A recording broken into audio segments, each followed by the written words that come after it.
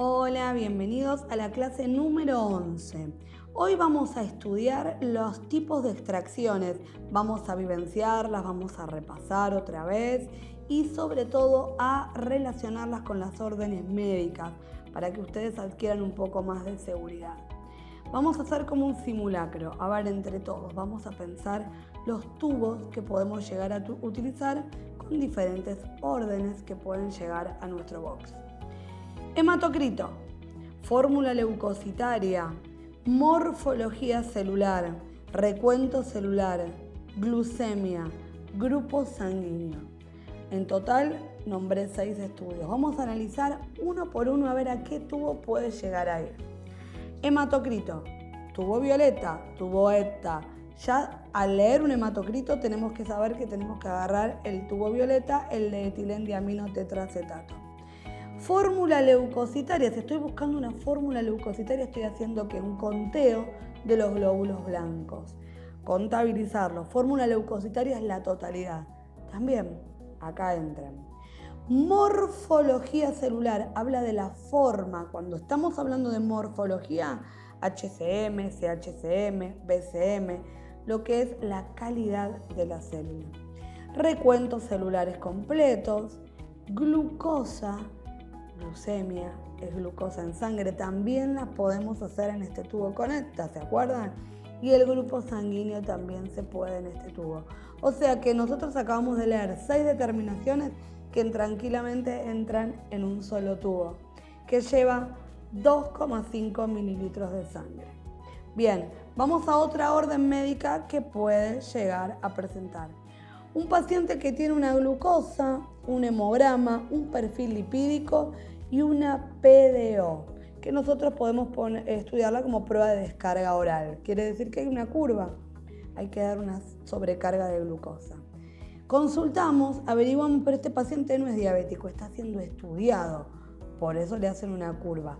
Es como quien diría de rastreo esta PDO, para rastrear si es diabético o no.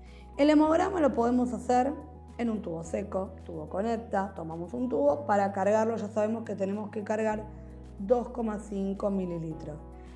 El tema de la glucosa y el perfil lipídico, glucosa podríamos sacar de acá, pero el perfil lipídico ya acá no entra. Entonces estaríamos tomando un tubo rojo, ¿sí? O un tubo de heparina también serviría en este caso, pero bueno, utilizaríamos uno de química rojo. El PDO, que es la curva, me indica que yo luego de esta extracción basal que voy a hacer y de esta toma, voy a darle una sobrecarga de glucosa y a la hora voy a volver a cargar otro tubo rojo para volver a tener otro estudio químico de glucosa. Quiere decir que el paciente espera 60 minutos y va a volver a ser llamado en el box, ¿sí? Esto es para que nosotros manejemos e interpretemos. Un paciente que llega y en la orden dice que tiene solamente la serie roja y la serie blanca y un perfil químico de hormonas, ¿sí? Tranquilamente lo puedo solucionar con un tubo con heparina. ¿Por qué? Porque la heparina puedo ver serie roja, serie blanca, las plaquetas no me las pidió, y el perfil químico tiroideo puede llegar a entrar en un tubo de heparina. Es para que nosotros tomemos en cuenta y nos familiaricemos con las órdenes y con los diferentes tubos. Otra cosa muy importante es que nosotros situemos los diferentes sitios de extracción como de importancia, de mayor importancia a menor importancia, que son los sitios que menos utilizamos. Fosa cubital es la más elegida, ¿sí? Por su bajo umbral del dolor y su baja exposición a agentes, microorganismos que pudieran incidir en la pequeña perforación que hacemos realizando la extracción venosa. Seguiría mano. Mano es muy doloroso, muchísimo más. Se indica al paciente que abra y cierre para dilatar un poco una vez que uno coloca el lazo, pero después hacemos que el paciente oprima el puño para que se manejen los diámetros y las venas que a nosotros más nos llamen la atención para hacer la extracción. Acá sí utilizamos un calibre un poquito más fino para no hacer ruptura del capilar en superficie y no exponer demasiado la piel, la dermis del paciente, ¿sí? Otra cosa muy importante es la muñeca. La muñeca nosotros tenemos siempre una vena muy marcada, que es la que tiene que ver con el acompañamiento acá radial, que es una vena por elección. También produce mucho dolor. ¿Vieron cuando dicen se cortó las venas y esas cosas? Bueno, suelen cortarse o lastimarse esta parte de la muñeca, donde nosotros tenemos la vena que solamente haciendo un poquito de fricción, a veces no es necesario en el torniquete, aflora la vena. Recordemos de palpar bien para no sentir latido y no equivocarnos con una arteria, sobre todo en muñeca, ¿sí? Sobre todo en muñeca, que el tejido es muy finito y nosotros podemos incidir sin querer y pasarnos de lugar. El paciente vino con una orden que dice KP, KPTT, eritrosedimentación y hemograma completo. Esto más o menos es una rutina de un perfil quirúrgico. Nosotros sabemos que el KPTT, KP son tiempos de coagulación, van en estos tubos de citrato, 2,5 mililitros. Nosotros los vamos a centrifugar y vamos a utilizar la capa más externa, que es el plasma, para estudiar los tiempos de coagulación vía intrínseca y vía extrínseca. Esto es el KP y el KPTT, este tubo. El hemograma completo, ya no podemos usar el de heparina, tenemos que usar el de EPTA. Y por último, les había dicho la eritrosedimentación, que va en el tubo negro, ¿sí? El tubo de BCG de eritro. Y acá les quiero contar algo, una novedad. Hace muy poquito tiempo, han llegado un nuevo aparato a las entidades. No hay muchos, hay 40 alrededor en el país, que tienen una nueva modalidad. Lo que es eritrosedimentación se hace en un aparato que no necesita el tubo negro. ¿Qué quiere decir? Que ahora la eritrosedimentación se puede sacar de un tubo con EPTA. Escuchen y tómenlo en cuenta. Eritro y BCG se sigue haciendo en tubo negro, pero está llegando un nuevo aparato masivamente que saca el tiempo de que se pegan los glóbulos rojos, los eritrocitos, al fondo del tubo, en una nueva máquina que lo hace en 40 minutos, ya restando el tiempo anterior que era una hora. En 40 minutos tenemos un eritro y no tenemos que cargar un tubo extra, se saca del tubo del hemograma. El trabajo nuestro va a seguir siendo el mismo. Ahora, en vez de llenar 2 tubos, cargar uno para eritro y uno para EPTA, con el de EPTA primero pasamos el hemograma y ese mismo tubo, si tiene el pedido de eritro, se carga en la máquina de eritro y en 40 minutos tiene el resultado. Es un avance tecnológico, un avance para que el paciente se le saque menos cantidad de sangre, pero es un avance que también lleva al extraccionista a estar ¿qué? Atento. ¿Por qué? Porque los cambios en la tecnología hacen que evolucione la ciencia. Y evolucionar la ciencia les tiene que enseñar a ustedes también que hay nuevas técnicas y que se sigue extrayendo sangre de la misma manera, pero estamos reduciendo los tipos de tubos. A futuro sería como hablar del tubo de oxalato. Vieron que nosotros la determinación de oxalato la sacábamos de glucosa con este tubo gris. Ahora con el química incluido, con el rotor y toda esta historia, estamos más tranquilos. ¿Por qué? Porque el tubo de química saca la determinación de glucosa, el de EPTA también. Entonces el de oxalato quedó relegado. Bueno, con estas nuevas maquinarias, en un futuro, el tubo negro de eritro quizás en varios centros de salud queden como en el olvido. Bueno, la extracción venosa, que es la que nosotros hacemos en el box, es una de las maniobras más frecuentes diarias. La verdad que casi todos nos hemos hecho algún análisis completo de sangre. Los pacientes a veces vienen con mucho miedo al lugar de extracción, es lógico, es normal, a no ser que tenga alguna patología, a nadie le gusta ser pinchado. A estar en el último segundo duda y presenta un temor. Lo mejor para el extraccionista es estar tranquilo, buscar las buenas venas que llamamos nosotros, que son las más evidentes, y tener paciencia sobre todo con el paciente. Muchas veces sucede que se desmaya en el momento de la extracción. Lo primero que tenemos que hacer como extraccionistas es retirar la aguja, obviamente, el material que punza, retirarlo de la piel del paciente y tratar de que no golpee contra ningún elemento del box. Bueno, A veces la contextura del paciente hace que uno sea inevitable, van deslizándose por la camilla y terminan cayendo. ¿Cuál es lo que nosotros decimos? Que bueno, más del piso no va a pasar, obviamente. Lo importante es que no se golpee con ningún objeto contundente y que de última en el piso estirado nosotros podemos realizarles mejores maniobras que estando colgando en el sillón de extracción. Nosotros tenemos que levantarle las piernas, como el tren de Lemburg, para favorecer el retorno venoso y que vuelva a respirar con normalidad. Si está muy cubierto de ropas, tratar de liberarle para que tenga mejor respiración. Contamos con algodón, contamos con alcohol para que lo inhale y pueda tratar de volver en sí. No importa la sangre que obtuvimos, si obtuvimos mucha o poca, la verdad, lo primordial es la atención del paciente. Pensemos que si ese paciente se descompensó, puede ser por alguna patología. Y bueno, me perdí la muestra de sangre que quizás me podía haber demostrado. Bueno, se puede volver a obtener, ¿sí? La prioridad en ese momento es el paciente que no se golpee y que se vuelva, que recobre el conocimiento. Obviamente que no se puede retirar del lugar del centro asistencial, hay que tomarle la presión, mínimo hacer un control de signos vitales antes de que se retirara el paciente del lugar. Otro problema que tiene el extraccionista es obtener sangre de niños. Los niños no son fáciles. Hay algunos que vienen y pelan brazos, te lo dan, no tienen problema, miran, no lloran, no gritan. Mi hija es uno de ellos, mis hijas son uno de ellos. Pero hay chicos que ya te ven entrar, ya los vienen trayendo de los pelos, se te agarran, patean.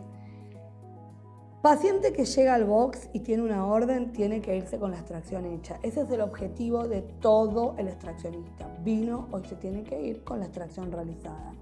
A veces los papás no participan ayudando, al contrario se desmayan, lloran, no sirven mucho. Si la criatura es muy bebé, muy chiquitita y los papás no colaboran, es mejor quedarnos con el bebé, cerrar la puerta, realizar la extracción y luego entregar el bebé con su papá. Muchas instituciones se manejan de esta manera, con protocolo y todo. Otras, bueno, con ayuda de los papás. Algo muy importante que tiene que saber el extraccionista es que somos equipo. Ser equipo es, si mi compañero va a llamar a un infante a hacer extracción, yo no llamo paciente, me quedo con él y estoy con él durante el procedimiento. Si yo voy a llamar a un infante, mi compañero no va a llamar a nadie, va a venir conmigo y se va a quedar en el box haciéndome el acompañamiento. Es así, siempre sucede y sucederá. Tiene que ver con una sujeción, hacer fuerza, ¿sí? Hay que tener mucho cuidado porque los chicos hacen una fuerza opuesta que a veces hacen, que ahora yo te los voy a mostrar, que quede la aguja y salga la jeringa. También son cosas que con el tiempo ustedes van a ir corroborando que pueden pasar. Suelen pegar, escupir, llorar y emitir un contagio, digamos.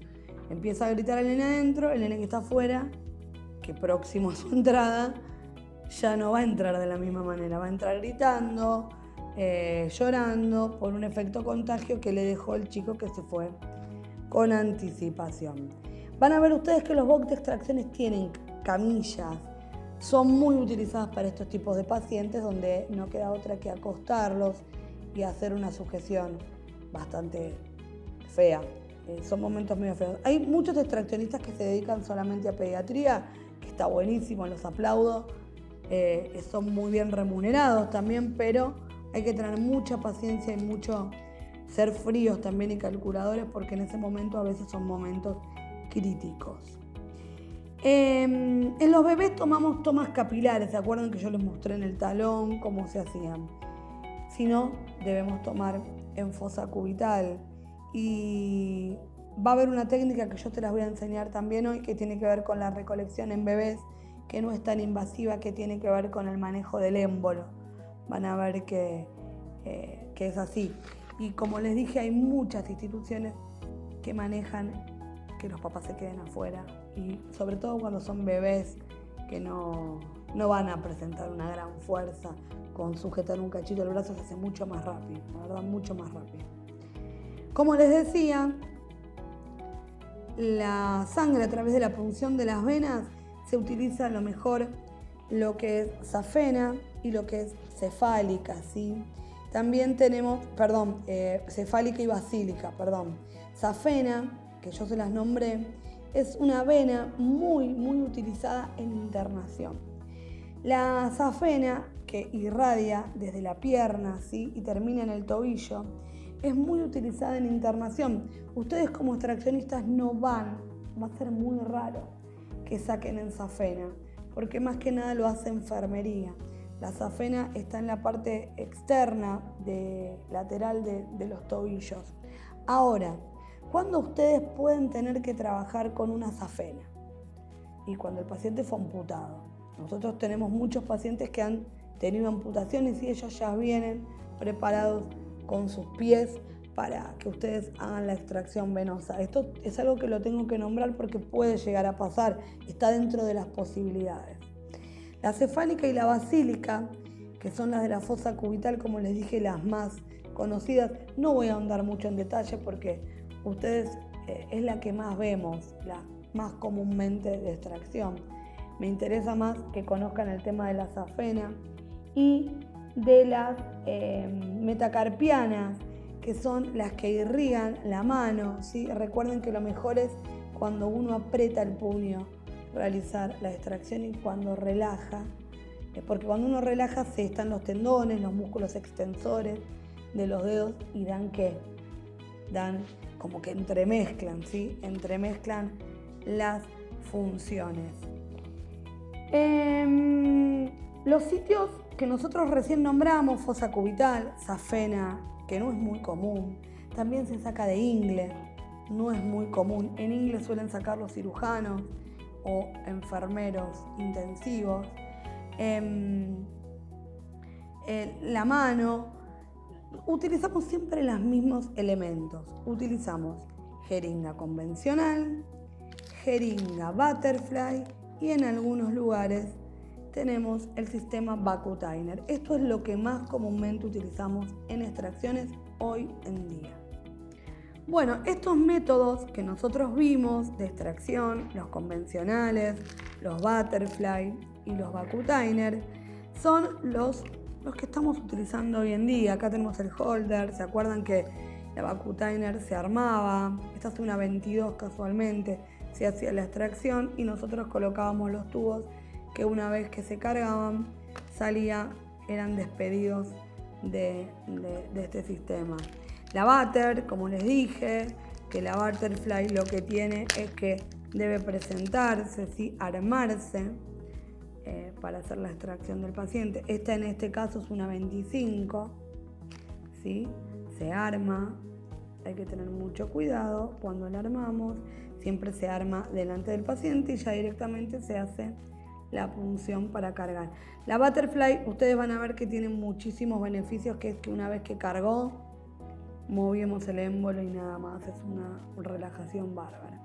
Y una de las más dificultosas son estas que nosotros convencionalmente colocamos, armamos el equipo estéril y bueno, acá a veces nos podemos salir de vena y podemos escarbar un poco más, ¿sí? Utilizamos casi siempre la 21. Todas son buenas, tienen sus ventajas y todas tienen sus desventajas. Lo importante es como extraccionistas saber cuál vamos a utilizar en el momento que vamos a hacer la extracción. Obviamente si en la entidad donde ustedes trabajan tienen la posibilidad de elegir, a veces no tenemos y hay que trabajar con lo que tenemos. ¿Dónde jamás ustedes como extraccionistas van a pinchar? ¿Dónde nunca? Piel lastimada, lesionada, que esté inflamada, con alguna alergia, que tenga una cicatriz, algún hematoma. Primero, ¿por qué? Porque estoy en un lugar que ya está herido y que hay una actividad inmunológica. Las plaquetas están trabajando, las inmunoglobulinas también. Yo saco justo sangre de ahí, los valores van a dar diferentes. ¿Por qué? Si yo saco de un lugar sano, obviamente no va a haber una conglomeración de elementos formes defendiéndome en esa herida. No, saco justo donde hay una herida, es una mala toma de sangre. Primero, partamos por ahí. Y segundo, que estoy abriendo todavía más la herida que está subyacente y estoy exponiendo a ese paciente a una infección mucho más grande en el lugar. Venas tortuosas. ¿A qué llamamos venas tortuosas? Son las venas en las que el paciente, por ejemplo, lo pinchan siempre. Está muy lesionada. El paciente oncológico donde recibe por ahí mucho tratamiento, de ahí le sacan siempre sangre, de ahí le dan quimioterapia. Ojo con eso, porque si yo extraigo de una vena tortuosa, esa vena ya está lastimada. También tiene un componente forme que lo está defendiendo. También van a salir las sustancias y los elementos alterados. Ahí van a estar en demasía. ¿Y cuál es el problema? Sobre todo en un paciente oncológico. El paciente oncológico se realiza un estudio para ver si está apto para recibir o no un tratamiento. Yo le doy un resultado difuso y quizás se pierda una sesión de quimioterapia. Quizás se pierda una sesión que podría soportar de algún tratamiento medicamentoso fuerte. Entonces, seriedad, empatía y no buscarla fácil, sino buscar quizás uno hace sufrir un poco más al paciente, pero no sacar de una zona tortuosa que puede dar un resultado impreciso en el momento al médico. Nunca sacar sangre del mismo lado donde se hizo una mastectomía. Si la mujer sufrió una pérdida de una mama derecha, nunca sacar de fosa cubital derecha. Si se extirpó una mama izquierda, nunca sacar del brazo izquierdo. Si tuvo una mastectomía total, me fijo en la mano. Pero ahí también hay que fijarse dónde le están dando quimio y este tema. Y bueno, y ahí ya está. Uno saca de donde puede. Uno trata. A veces son imposibles. Uno trata en su lugar de hacerlo. ¿Por qué no saco del lugar donde perdió la mama? Y porque perdió ganglios, perdió defensas, por lo tanto voy a informar un resultado diferente al que está en torrente de todo el cuerpo. Ven que tomar la decisión de una extracción no es poca cosa y tiene que ver con ¿qué? Con el diagnóstico, el tratamiento de ese paciente. En un brazo que lleva una vía venosa periférica también, la vía venosa periférica puede ser para administrar medicación, antibióticos, lo que sea. Si yo extraigo sangre de ahí, olvídate. Todo va a salir diferente a lo real. Si pinchamos sin éxito, no seguimos ahí. El famoso colador no, cambiamos de sector o de brazo. Y cuando no estamos seguros, no palpamos, porque no es solo ver la vena, sino palparla, sentirla, buscamos ayuda. Nunca me quedo con el lugar en el que encontré. Estas son bases que hacen a una buena extracción. El sistema al vacío. En el sistema al vacío nosotros vamos a trabajar lo que es la jeringa, ¿sí? Necesitamos siempre un torniquete, necesitamos los guantes desechables, necesitamos apósitos. El tema de las cintitas, muchos extraccionistas suelen en su box cortar y dejarlas preparadas. ¿Por qué? Porque la cinta que esté en la mesa no pasa nada, porque no va a tener contacto con el orificio donde nosotros pinchamos, no le puedo contagiar nada. Yo le voy a poner un algodoncito y la cinta va a cubrir para que no se mueva el algodón. O sea, la función de la cinta no es interrupción del sangrado, no. Lo que hace la interrupción del sangrado es el algodón.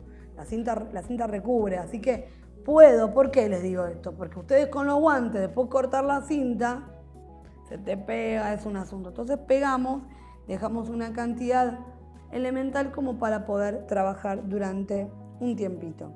El alcohol al 70%, los tubos que necesitemos para la extracción y el sistema que vamos a utilizar para la extracción, que siempre se hace apertura delante del paciente. Estas son las bases, ¿sí?, de una buena extracción. Ahora después vamos a ver detallados los pasos.